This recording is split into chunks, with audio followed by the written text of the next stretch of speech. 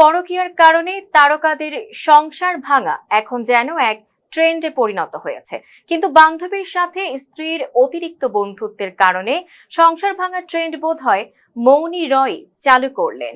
প্রেম করে বিয়ে, বিদেশ সফরের রোমান্টিক ছবি সব মিলিয়ে বলিউডের আলোচিত দম্পতিদের একজন ছিলেন মৌনী রয় ও সুরাজ নাম্বিয়ার। কিন্তু 4 বছরের সেই সম্পর্ক ভেঙে গেল হঠাৎই। জীবন অবাক না করলে কে করবে? 28% মিল্ক ফ্যাটের অবাক করার সাথে ফ্রেশ মিল্ক পাউডার। জীবন অবাক করুক প্রতিদিন। আর এই খবর প্রকাশ্যে আসতেই শুরু হয়েছে গুঞ্জন, মৌনীর সাথে তার প্রিয় বান্ধবী অভিনেত্রী দিশা পাটানির অতিরিক্ত ঘনিষ্ঠতাই নাকি হতে পারে এই বিচ্ছেদের কারণ।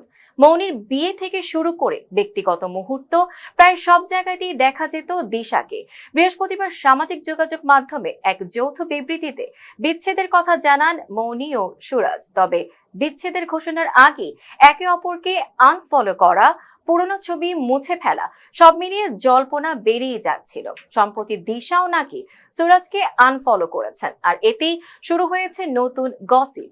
নেটিজেনদের একাংশ দাবি করছেন মৌনী ও দিশার অতিরিক্ত ঘনিষ্ঠতাই নাকি দাম্পত্যে প্রভাব ফেলেছিল। যদিও এসব দাবির পক্ষে কোনো প্রমাণ পাওয়া যায়নি, তবুও বলি পাড়ায় এখন সবচেয়ে আলোচিত বিষয় মৌনী সুরাজ বিচ্ছেদের আসল কারণ কি। Tanjiba Nowrin, face the people.